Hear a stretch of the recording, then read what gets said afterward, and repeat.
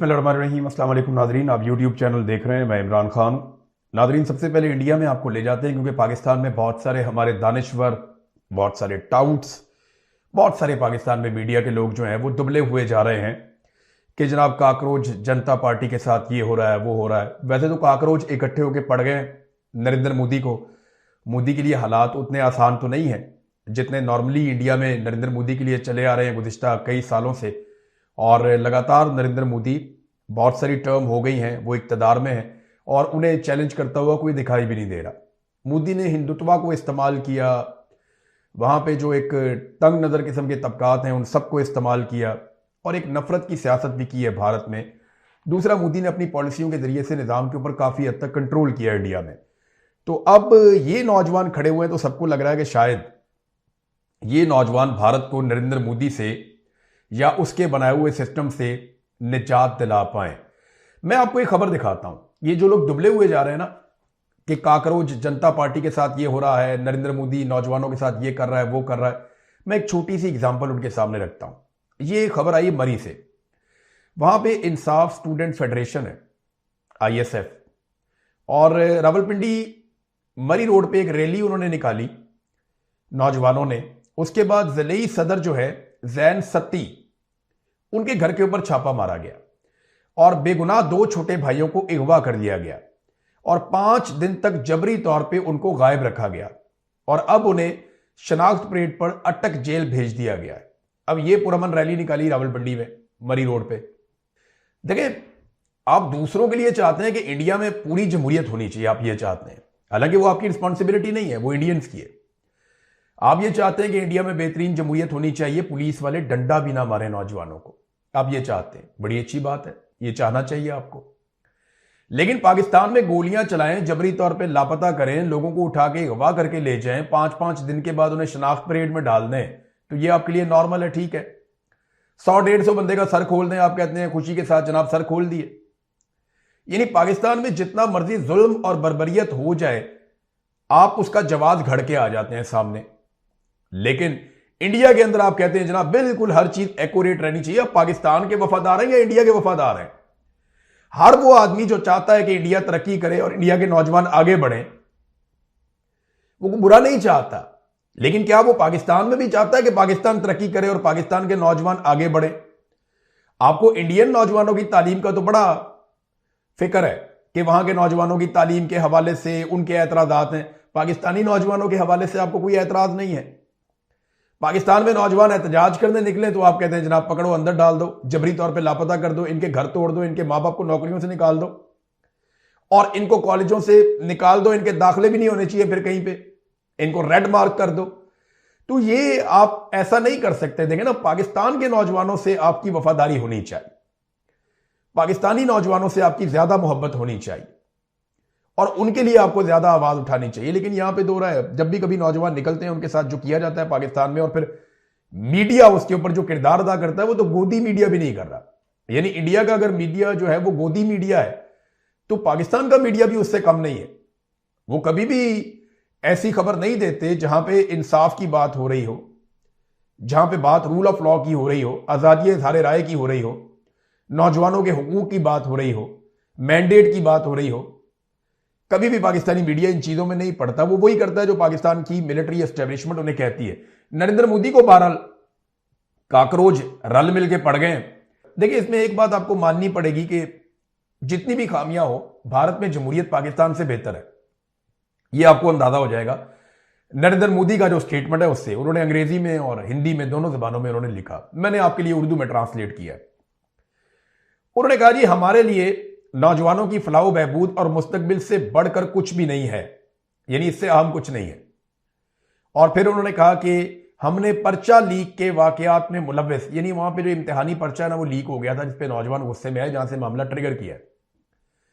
वो कहते जी हमने पेपर लीक के वाकयात में मुलव्विस अफराद के फौरी और सख्त तरीन उनको सजा दिलाने के लिए फास्ट ट्रैक अदालतें कायम करने का फैसला किया है। मुतल्लिका हुकाम और जिम्मेदारान को इस सिलसिले में तमाम जरूरी इकदामात उठाने की हदायत भी जारी कर दी गई हैं। नौजवान तलबा के मफादात का तहफ़्फ़ुज़ यकीनी बनाने के लिए ये इकदामात हमारे तसलसल का हिस्सा है।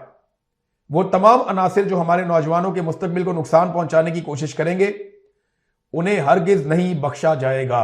ये नरेंद्र मोदी को यहां तक तो आना पड़ गया, लेकिन नौजवान कह रहे हैं कि वो जो धर्मेंद्र प्रधान है वो इस्तीफा दे, लेकिन वो इस्तीफा नहीं दे रहा। अभी तक नरेंद्र मोदी ने उससे इस्तीफा लिया भी नहीं है। उसका एक रीजन है ना, उसको समझिए जरा आप। अगर नौजवानों ने अपनी ताकत इस्तेमाल करके एक वजीर को उल्टा दिया ना, तो कल वो अपनी ताकत इस्तेमाल करके वजीर आजम को भी उल्टा देंगे। ये बात इंडिया का सिस्टम जानता है। ये जो सिस्टम में लोग काम करते हैं ना, ये बहुत समझदार होते हैं, ये बेवकूफ नहीं होते। ये साइकोलॉजिकल एनालिसिस कर रहे होते हैं, पूरी सोसाइटी का एक एक चीज का जायजा ले रहे होते हैं, और इन्हें पता होता है कि अगर लोगों ने ताकत के बलबूते पे अपना मुतालबा मनवा लिया या अपनी जिद्दोजहद से अपना मुतालबा मनवा लिया, तो फिर वो अगला मुतालबा सामने रखेंगे और आहिस्ता आहिस्ता हम कमजोर होते जाएंगे, लोग ताकतवर होते जाएंगे। यही बात है ना, आजाद कश्मीर में मिलिट्री एस्टेब्लिशमेंट बहुत कुछ दे सकती है, लेकिन एहतजाज के नतीजे में नहीं देंगे। वो ये सोचते हैं कि अगर आजाद कश्मीर के लोगों ने एहतजाज के नतीजे में अपना हक हासिल कर लिया, तो पाकिस्तान के लोग भी निकलेंगे, बाकी लोग भी निकलेंगे। तो इस चीज का डर जो है वो किसी भी मुल्क में एस्टेब्लिशमेंट को ऐसा करने से रोकता है। हां, जहां पे जमहूरियत है, जहां पे आजादी इजहार राय है, या जो डेवलप्ड कंट्रीज हैं, वहां पे लोग अपनी गलती भी तस्लीम करते हैं और अपना किबला भी दुरुस्त करते हैं अवामी रद्द अमल के बाद। लेकिन कुछ जगहों पे डिटाई, जैसे इंडिया में है, पाकिस्तान में है, और भी कई जगहों पे है, लेकिन कम से कम नरेंद्र मोदी को कुछ हद तक काकरोच मिलजुल कर ट्रैक पे लेकर आए। अब मेरी गुजारिश है पाकिस्तानी कीड़े मकोड़ों से जो मेरी तरह है, कि हमें भी अब चाहिए कि काकरोचों की तरह खड़े हो जाएं और हम भी अपने हुक्मरानों को और मिलिट्री एस्टेब्लिशमेंट को ट्रैक के ऊपर लेकर आए, क्योंकि मुल्क के हालात बहुत खराब हैं। ये बलूचिस्तान में दोबारा से चीजें रिपोर्ट हुई हैं, मैं आपके सामने रखता हूं, लेकिन पहले मैं मुबशर जैदी साहब हैं, बड़े अच्छे जर्नलिस्ट हैं, और मैं उन्हें हमेशा अपने से बहुत अच्छा जर्नलिस्ट समझता हूं, बहुत सारे जर्नलिस्टों से अच्छे हैं। उनके कॉन्सेप्ट भी बड़े क्लियर रहे हमेशा। यानी जिस वक्त हम गलतफहमी का शिकार होते थे, हमें लगता था कि मिलिट्री एस्टेब्लिशमेंट जो फैसला करती है वो सबसे पहले पाकिस्तान का मफाद रखती है। यानी हमें यह गलतफहमी थी, मुझे जाती तौर पे यह गलतफहमी थी कि पाकिस्तान के जर्नैल जब भी कभी फैसला करते हैं तो वो पहले पाकिस्तान को आगे रखते हैं। फिर मेरी गलतफहमी दूर हुई, नहीं, वो पहले अपने आप को आगे रखते हैं, अपनी नौकरी, अपनी एक्सटेंशन, अपना इस्तिस्ना, अपनी जात, अपनी फैमिली, वो पहले अपने आप को रखते हैं, उसके बाद पाकिस्तान को रखते हैं। ये मेरी गलतफहमी दूर हो गई। तो मुझे लगता है कि ये गलतफहमी मुबशर जैदी साहब जैसे जो हमारे सहाफ़ी हैं उनको नहीं थी, लेकिन शायद हो सकता है कि आजकल वो इस गलतफहमी का शिकार हो रहे हों, क्योंकि उन्होंने एक ट्वीट किया और वो चीज़ों को उस ऐनक से देख रहे हैं जो ऐनक माजी में हमने भी पहनी हुई थी, लेकिन अल्लाह का शुक्र है कि काफ़ी हद तक चीज़ें अब कॉन्सेप्ट पूरे पाकिस्तान के क्लियर हो गए हैं। उन्होंने कहा कि जब भी नरेंद्र मोदी के खिलाफ इंडिया में एहतजाज शुरू होता है तो बलूचिस्तान और खैबर पख्तूनख्वा में दहशतगर्दी के हमले रुक जाते हैं, ये उन्होंने क्लेम किया। इसके ऊपर एक जो हमारे बलूचिस्तान के सहाफ़ी हैं उन्होंने जवाब दिया, किया बलोच साहब, वो ये कहते हैं कि कहां रुके हैं साहब, खटपूचा मस्तूंग में इस वक्त कर्फ्यू नाफिज है। आज सुबह मस्तूंग में एक सेशन जज को कत्ल कर दिया गया। कल ही आईएसपीआर ने 10 अस्करियत पसंदों को हलाक करने और 2 खवातीन खुदकुश बमबारों को गिरफ्तार करने का दावा किया। इधर रोजाना 2 से 3 अफराद टारगेट किलिंग का निशाना बन रहे हैं। तो कहां रुके हैं दहशतगर्दी के वाकयात? देखिए, हमें ना हर चीज को भारत के साथ नहीं जोड़ना चाहिए, हमें अपने गिरेबान में झांकना चाहिए। ये को मैं जैदी साहब पे तनकीद नहीं कर रहा, ये हम लोगों की ओवरऑल ऐसी सोच है, उसको बदलने की जरूरत है। ये जो कुछ हमारे साथ हो रहा ना, इसके लिए सबसे बड़े जिम्मेदार हम खुद हैं। हमने खुद अपनी पॉलिसियों को ऐसे रखा कि अपने लोगों को नाराज किया, उनको धक्का दिया, उनको दीवार के साथ लगाया। हम जब भारत बलोच को बंद कर देंगे, जो एक आजाद आवाज है, तो फिर बंदूक वाले ही सामने आएंगे ना। जब हम ईमान मजारी को बंद कर देंगे, जो कानून का सहारा लेती है, तो फिर बंदूक का सहारा लेने वाले ही आगे आएंगे ना। जब आप पॉलिटिकल आवाजों को बंद करते हैं, इंसानी हकूक की आवाजों को बंद करते हैं, तो लोगों को तो अपने हकूक चाहिए, फिर वो ताकत के बलबूते पे सामने आते हैं, फिर उन्हें आपका दुश्मन इस्तेमाल भी कर सकता है। तो मेन चीज ये है कि आप अपने लोगों के साथ जुल्म और ज्यादती बंद करें, जबरी तौर पे गुमशुदगियां आप बंद करें, अपनी पॉलिसीज को ठीक करें, आप लोगों का इस्तेहसाल करना बंद करें, आप उनसे छीनना बंद करें, आप डिलीवर करें उन्हें, और जो जिसकी ड्यूटी है वो उतना काम करे। मिलिट्री एस्टेब्लिशमेंट का काम नहीं है कि वो डेवलपमेंट में घुस जाते हैं, वो मईशत में घुस जाते हैं, वो हर चीज के अंदर मुदाखलत करते हैं, उनका काम नहीं है। वो अपना काम करें, हमें हमारा काम करने दें। सिविलियंस अपना काम करें, सियासतदान अपना काम करें, ब्यूरोक्रेसी अपना काम करे, आप देखें हमारा मुल्क ठीक होना शुरू हो जाएगा। तो भारत पे इल्जाम लगा के आप अपनी जान तो छुड़वा लेते हैं वक्ती तौर पे कि जनाब ये भारत ने किया, हमने नहीं किया। लेकिन जब भारत कर रहा होता है तो आप रोक क्यों नहीं पा रहे, ये सवाल। और दूसरा, आप उनको ग्राउंड बनाकर क्यों दे रहे हैं? यानी अगर पाकिस्तान में दहशतगर्दी होती है तो उसके लिए आप ये नहीं कह सकते उसने की है, पहले जिम्मेदारी आपकी है। और हम अपनी पॉलिसीज के वजह से दहशतगर्दी को पाकिस्तान में लेकर आए, जो ज़ियाउल हक की पॉलिसी थी, बाद में जो मुशर्रफ की पॉलिसी थी, उसके बाद से लेकर अब तक जो जनरल बाजवा की पॉलिसी थी कि दहशतगर्दों को पाकिस्तान में लाकर बसाया जाए। इमरान खान साहब के दौर के अंदर इस पर डिबेट हुई थी, और जब रजीम चेंज ऑपरेशन हुआ तो मुराद सईद चिल्ला रहा था कि ये ना करो, लेकिन दहशतगर्द पाकिस्तान में पहुंचे और लाए गए। तो मेरी गुजारिश यह है कि सियासतदान कभी भी उतने बड़े रिस्पॉन्सिबल नहीं है पाकिस्तान के हालात के, जितने बड़े जिम्मेदार पाकिस्तानी मिलिट्री एस्टेब्लिशमेंट के लोग हैं। और भारत पाकिस्तान में अगर कोई साजिश करने में कामयाब होता है तो उसके पीछे हमारी कमजोरी और हमारी अपनी वजूहात हैं, हमारी अपनी गलत पॉलिसीज हैं, जिसकी वजह से दुश्मन भी फायदा उठाता है। बस मेरी इतनी गुजारिश थी। अब अफगानिस्तान वाला मामला नाज़रीन पाकिस्तान के लिए थोड़ा गंभीर हो गया। वो गंभीर ऐसे हो गया कि पाकिस्तान ने एक अटैक किया था अफगानिस्तान में, तो एमनेस्टी इंटरनेशनल ने उसकी मुकम्मल तहकीकात की हैं। इससे पहले अक़वाम मुत्तहिदा की भी रिपोर्टें आ चुकी हैं, और ये एक जंगी जराइम के तौर पे इस मामले को देखा जा रहा है। तो मेरे ख्याल में पहले वाकया आप देख लें कि ये जो उम्मीद एक सेंटर था जहां पे नशा करने वाले लोगों का इलाज किया जाता था, वहां पे पाकिस्तान एयरफोर्स ने अटैक कर दिया था, और ये कहकर किया था आज से चंद माह पहले कि यहां पे दहशतगर्द है और यहां पे कुछ असला डिपू था, यहां पे बारूद था, तो उसकी वजह से कुछ धमाके वमाके हुए हैं, तो हमने तो जनाब इसके ऊपर। तो वो एक्चुअली एक एरियल स्ट्राइक थी, माजी में उस जगह को इस्तेमाल किया जाता रहा है, और कुछ तालिबान वहां पे अपने अड्डे शड्डे बना के माजी में वहां रहते भी रहे हैं, ये दावा किया गया। लेकिन अभी वो सिर्फ एक उम्मीद बहाली सेंटर था जहां पे नशा करने वाले लोगों का इलाज किया जाता था। इसी तरह की एक गलती अमेरिकन फौज से हुई जब उन्होंने मिनाब स्कूल पे अटैक कर दिया, कि माजी में उसको किसी और मकसद के लिए इस्तेमाल किया जाता था, अब वो छोटी बच्चियों का स्कूल था। तो अमेरिकन ने तो अपनी गलती कुछ हद तक मानी है, बल्कि वहां पे तो वो बहुत सवाल भी उठाया गया कि मिनाब स्कूल की बच्चियों को क्यों मारा। पाकिस्तान में तो आप ये सवाल भी नहीं उठा सकते कि जो उम्मीद बहाली सेंटर है उसके ऊपर अटैक क्यों किया गया। वो पाकिस्तान की मिलिट्री एस्टेब्लिशमेंट ने सहाफियों के जरिए से फौरी तौर पर यह खबर चलवाई कि नहीं नहीं, वो बहाली सेंटर नहीं था, वहां सिर्फ दहशतगर्द रहते थे। अब इसके ऊपर जो इंटरनेशनली इंक्वायरी की गई है, उन्होंने कहा जी कि उन्हें ऐसे कोई शवाहिद नहीं मिले जो पाकिस्तानी फौज के इस दावे की तायीद करते हों कि हमले के वक्त उम्मीद रिहैबिलिटेशन सेंटर में हथियारों और गोला बारूद के जखीरे या किसी दूसरे फौजी मकसद के लिए इसको इस्तेमाल किया जा रहा था। उन्होंने कहा जी हमने पूरी इंक्वायरी की है और यह सेंटर सिर्फ रिहैबिलिटेशन के लिए था, जो लोग नशे के आदी हैं उनके इलाज के लिए, उनकी बहाली के लिए यह मरकज काम कर रहा था। तो मेरे ख्याल में अब इंटरनेशनल कुछ इदारे भी इसमें आ गए हैं। पाकिस्तान को बराह रास्त अफगानिस्तान से बात करनी चाहिए, बार बार बात करनी चाहिए, हर मामले में उनके साथ एंगेजमेंट रखनी चाहिए, चाहे दाइश का मामला हो, टीटीपी का मामला हो, दीगर दहशतगर्द तंजीमों का मामला हो, उनके साथ कोऑपरेट करें, उनके साथ मिलकर दहशतगर्दी के खात्मे के लिए एक मैकेनिज्म बनाएं, ताकि अफगानिस्तान और पाकिस्तान बॉर्डर के दोनों तरफ अमन कायम हो सके। जब तक अफगानिस्तान में मुकम्मल तौर पे अमन नहीं होगा तब तक पाकिस्तान में नहीं हो सकता, जब तक पाकिस्तान में नहीं होगा अफगानिस्तान में नहीं हो सकता। हम एक दूसरे के साथ जुड़े हुए हैं, सकाफत एक जैसी है, दोनों तरफ एक जैसे लोग रहते हैं, एक जैसी जुबान बोलते हैं, एक जैसे कपड़े पहनते हैं। तो बाढ़ लगाने से आप कंट्रोल नहीं कर पा रहे तो आपको बातचीत या एंगेजमेंट करनी पड़ेगी, और पाकिस्तान को वो करनी चाहिए। नाज़रीन, मरियम नवाज ने एक स्टेटमेंट दिया था कि खवातीन मेरी रेड लाइन है। मैं एक डाटा आपके सामने रखता हूं, और ये डाटा मैंने नहीं लिखा, ये सरकारी डाटा है। वो कहती है नहीं खवातीन मेरी रेड लाइन है, लेकिन पाकिस्तान में खवातीन के खिलाफ जितने भी जराइम हुए, चाहे वो तशद्दुद हो, ज्यादती के मुकदमात हों, कत्ल के मुकदमात हों, जिनसी जराइम हों, रेप के मुकदमात हों, सनफी जो उनके खिलाफ जराइम होते हैं या तशद्दुद होता है वो मामलात हों, तो हर तरह के जो खवातीन के खिलाफ जराइम हुए उनमें से 74% जराइम पंजाब के अंदर हुए हैं, मरियम नवाज के सूबे में। यानी पंजाब की आबादी पाकिस्तान का आधा है, लेकिन खवातीन के खिलाफ जराइम में पंजाब बाकी सूबों से बहुत आगे है, और 74% जराइम सिर्फ पंजाब में होते हैं, फिर सिंध में होते हैं, खैबर पख्तूनख्वा और बलूचिस्तान में बहुत कम होते हैं।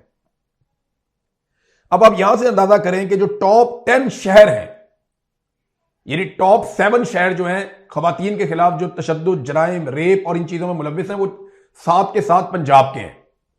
8वां कराची है, फिर 9वां और 10वां फिर पंजाब का है। यहां से आप अंदाजा कर लें कि खवातीन कितनी गैर महफूज हैं पंजाब में।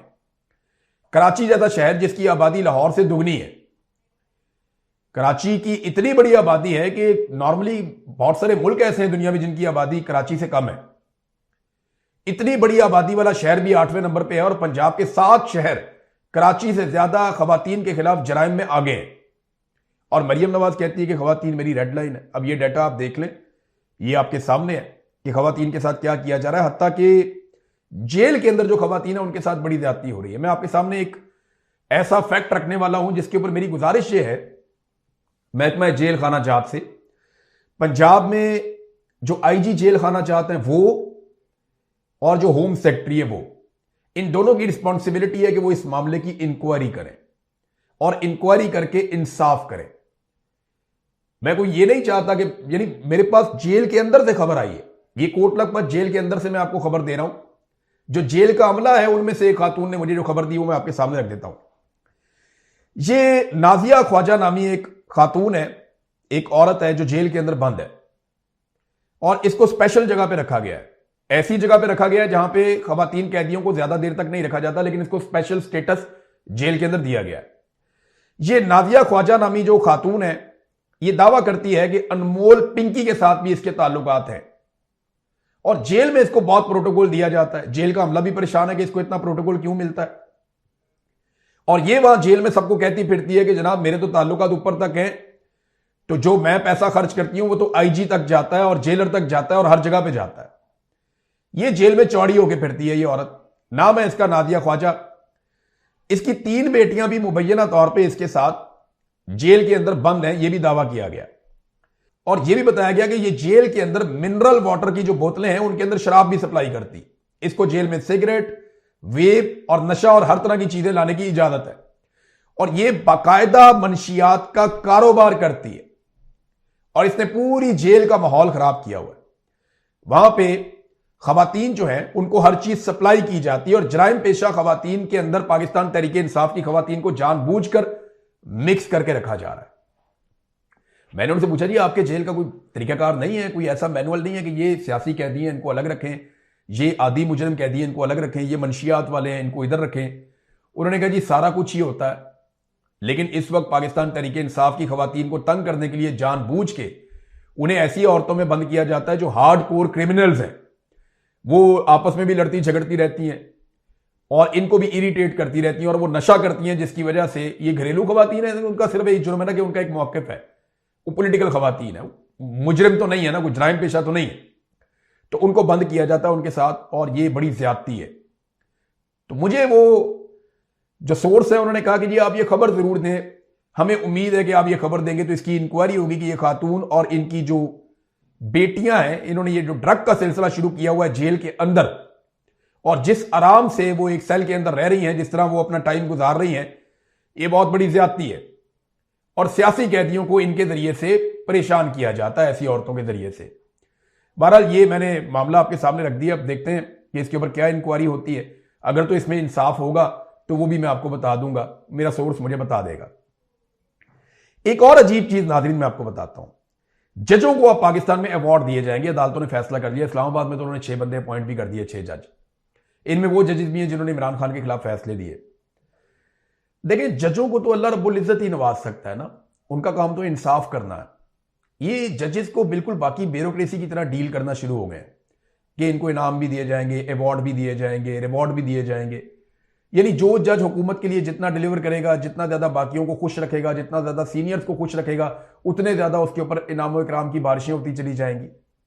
पूरी जुडिशरी को यह वाला तर्ज अमल तबाह करने जा रहा है और इसके ऊपर सोचने वाला पूछने वाला कोई नहीं है। नाज़रीन एक और बहुत बड़ी खबर है और यह ब्रेकिंग है जो डोनाल्ड ट्रंप ने कहा। पहले मैं डोनाल्ड ट्रंप का जो ट्वीट है, जो उसका स्टेटमेंट है, मैं आपके सामने रखता हूं, फिर आपको आइडिया हो जाएगा कि यह कितनी बड़ी खबर है और इसका कितना बड़ा इंपैक्ट आएगा। अमेरिका और सऊदी अरब के बीच में एक मुआहदा हो रहा है जिसको न्यूक्लियर मुआहदा कहते हैं। यह सिविल न्यूक्लियर मुआहदा है, यानी इसके अंदर कोई एटम बम नहीं दे देंगे वो सऊदी अरब को, लेकिन तवानाई के मकासद के लिए अमेरिका और सऊदी अरब के बीच में न्यूक्लियर एग्रीमेंट हो रहा है, मुआहदा हो रहा है। डोनाल्ड ट्रंप ने उसके लिए एक बहुत बड़ी शर्त रख दी है और जो उनका ट्वीट है वो ये है कि अमरीकी महकमा तवानाई और सऊदी अरब के दरमियान तय पाने वाला सिविल एटमी मुआहदा, जिसमें यूरेनियम की कोई अफसूदगी नहीं होगी, जो सिर्फ गैर अस्करी यानी गैर फौजी मकासद के लिए, दिफाई मकासद के लिए इस्तेमाल नहीं होगा, बिल्कुल वैसा ही है कि ईरान और यूएई, इनके पास पहले से उस तरह के मौके मौजूद है कि वो बिजली वगैरह पैदा करते हैं, एनर्जी पैदा करते हैं यूरेनियम से। तो ये इसी तरह का मुआहदा, कोई परेशान ना हो, कोई दिफाई नौयत का मुआहदा नहीं है। ये बात की डोनाल्ड ट्रंप ने, लेकिन जो असल बात है वो अब आ रही है। उन्होंने कहा कि यह मुआहदा मंजूर कर दिया जाएगा अमेरिका की जानिब से, ताहम यह मुकम्मल तौर पर इस शर्त से जुड़ा हुआ है। उन्होंने एक शर्त रख दी कि अगर यह शर्त सऊदी अरब पूरा करेगा तो हम सऊदी अरब के साथ एक न्यूक्लियर मुआहदा करेंगे। और वो शर्त क्या है कि सऊदी अरब इंतहाई मोहतरम और कामयाब इब्राहिम अकॉर्ड में शामिल हो जाए। फिर जनाब अमेरिका को किसी किस्म का कोई एतराज नहीं होगा कि सऊदी अरब वहां पे एटमी तनसीबात अपनी लगाए और एनर्जी पैदा करे। ये जनाब अमेरिका का मौक़िफ़ है डोनाल्ड ट्रंप का, कि वो सऊदी अरब को घसीट घसाट के वो लेकर आ रहे हैं उस जगह पे कि अब्राहम अकॉर्ड का आप हिस्सा बन जाए, यानी आप इसराइल को तस्लीम कर दें। अब डोनाल्ड ट्रंप के दिल के इतना करीब है इसराइल, और डोनाल्ड ट्रंप इसराइल को इतना प्यार करते हैं कि वो चाहते हैं कि सारी दुनिया इब्राहिम अकॉर्ड को मान ले और उसे मंजूर कर ले और इसराइल को तस्लीम करे और इसराइल के साथ ताल्लुकात को नॉर्मलाइज करे। तो ये कैसे मुमकिन है कि उन्होंने अपने फेवरेट फील्ड मार्शल को, या शहबाज शरीफ जो दिन रात उन्हें सल्यूट करते हैं, जहां देखते हैं दूर से सल्यूट ठोक देते हैं शहबाज शरीफ, तो अपने इतने वफादार लोगों को डोनाल्ड ट्रंप ने ना कहा हो कि आप इसराइल को तस्लीम करें या अब्राहम अकॉर्ड के ऊपर दस्तखत करें, यह मुमकिन नहीं है। कुछ ना कुछ गारंटी तो पाकिस्तान ने भी करवाई हुई है। बहरहाल सऊदी अरब क्योंकि अभी तक नहीं मान रहा था, उसके ऊपर एक दबाव डाला डोनाल्ड ट्रंप ने। देखते हैं इस पर डेवलपमेंट क्या होती है, और सऊदी अरब जवाब जरा सोच समझ के देर से देता है। तो देख लेते हैं कि सऊदी अरब इसका क्या जवाब देता है। अब तक के लिए इतने, अपना ख्याल रखिएगा, अपने चैनल का भी। अल्लाह हाफिज़।